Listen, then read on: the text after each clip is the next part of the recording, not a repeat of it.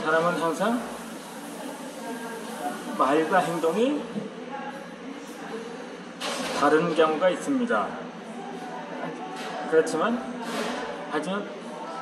말 한마디에 청년빛 갚는다는 말이 있는데,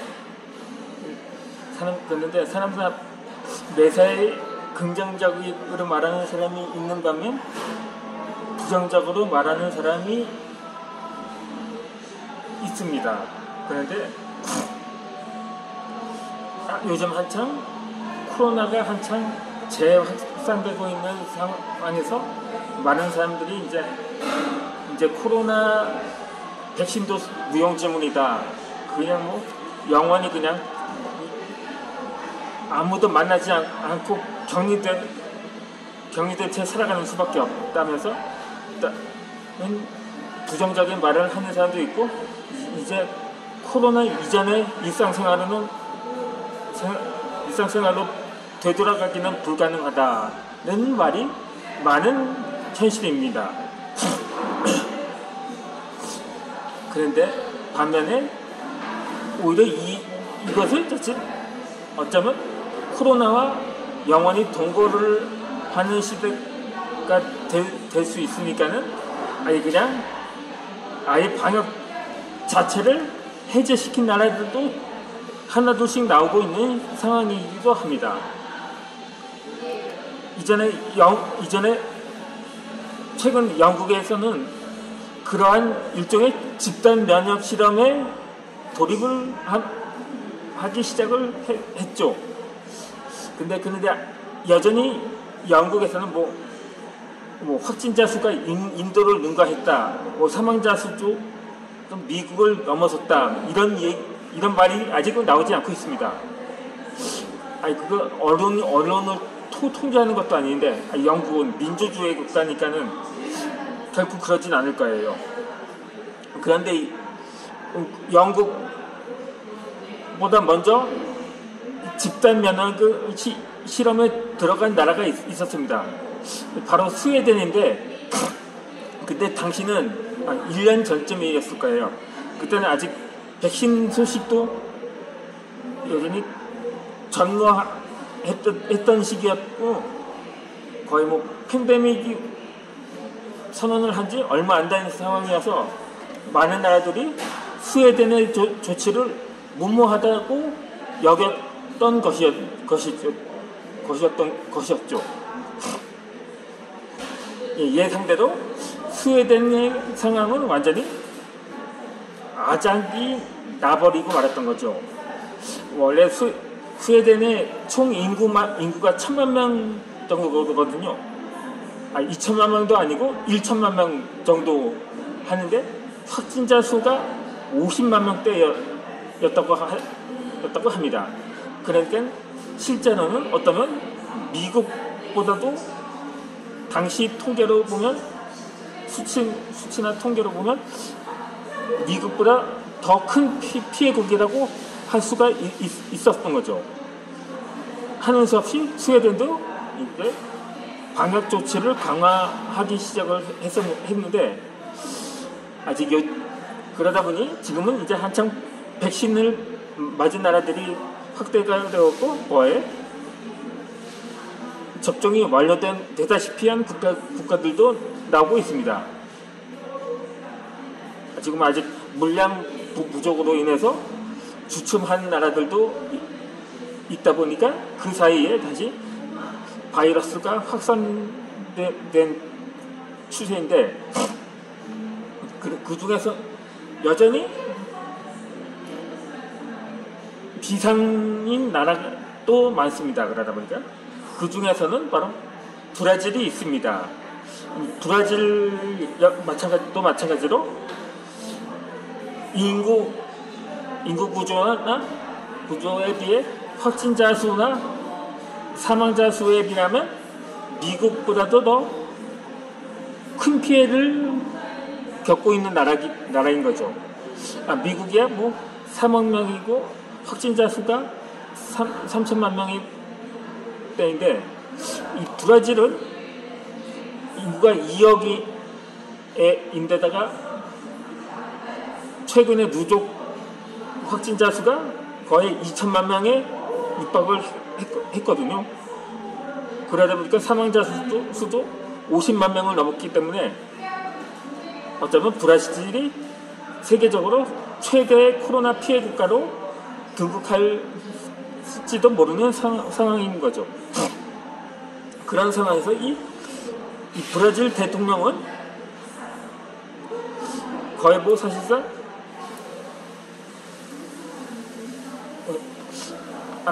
이전에 미국도 마찬가지였는데 사실상 집단 면역을 실험한 것에 가깝다고 할 수가 있거든요. 그런데 당시 트럼프가 이런 말을 했습니다. 이 코로나 바이러스는 조만간 마법처럼 사라질 거라고 말입니다. 당시에도 저와 같은 생각을 했던 거죠. 저도 언젠가 이 코로나도 자연 소멸될 거라고 생각을 했었거든요. 그러니까 우리나라가 한참 중국에 이어 두 번째로 확진자 수가 증가하기 시작하면서 그러한 생각을 했었던 거죠. 사스나 메르스처럼 자연 소멸될 가능성도 없지는 않다고 말입니다. 그런데 올해 들어는 이 브라질 대통령도 확진 판정을 받은 적이 있었는데 그의 발언이 참 어떻게 보면 긍정적이었다고 볼 수가 있었던 거죠. 이것이 인생이라고 말했었는데 그 트럼프도 확진 판정을 받았는데 어쩌면 긍정의 힘이 당시 고령자들은 트럼프도 당시 70이 넘었는데 대부분 고령자들은 치명률이 높다는데도 불구하고 이 트럼프는 다행히 사망하지는 않았거든요. 그런데 재선에는 실패를 한 거죠. 원래 그렇거든요. 이 트럼프도 긍정적이었다고는 볼 수는 있어도 자기 가족들한테만 긍정적이었다고 할 수가 있는 거죠. 반면에 흑인들이나 아시아계 인종들한테는 부정적이었기 때문에 그러니까 지금 미국의 현 인구 상황을 보면 백인들에 비해서 흑인과 아시아 인종이 오히려 더 많다고 합니다. 그러다 보니까 대부분의 민족들로부터 외면을 받은 거죠.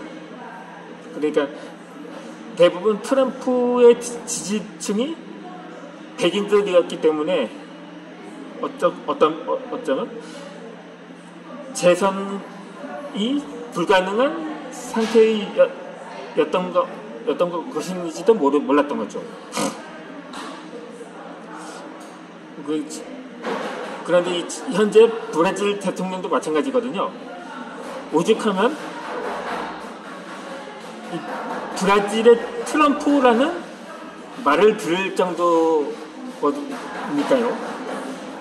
하지만 현재 이 보나우도 정권은 여전히 많은 민심이 떠나고 있는 추세라고 합니다.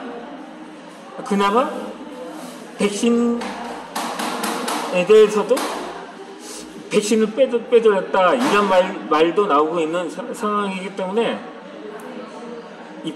현재 많은 브라질 국민들이 그 대통령에 대한 신뢰도가 상당히 추락했다고 볼 수가 있는 거죠. 이처럼 떠오르면 바로 행동하는 주가들의 사고방식을 실천한 차례입니다. 이때 내가 할 수 있는 것은 코코이시 방해에 인도 진출을 돕는 것이라고 합니다. 인도의 한 사업가도 지금 인도도 한때는 신규 확진자가 40만 명이 넘어섰는데 그럼에도 불구하고 자기가 할 일 일은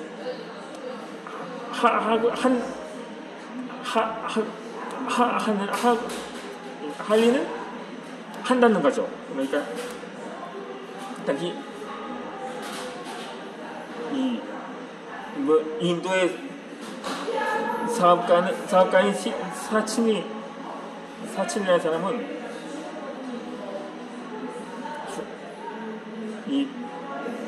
당시 스마트폰을 통해서 코코이치 방야를 운영하는 주식회사 코코이치 방야의 대표 번호를 검색해 전화를 걸었습니다. 그때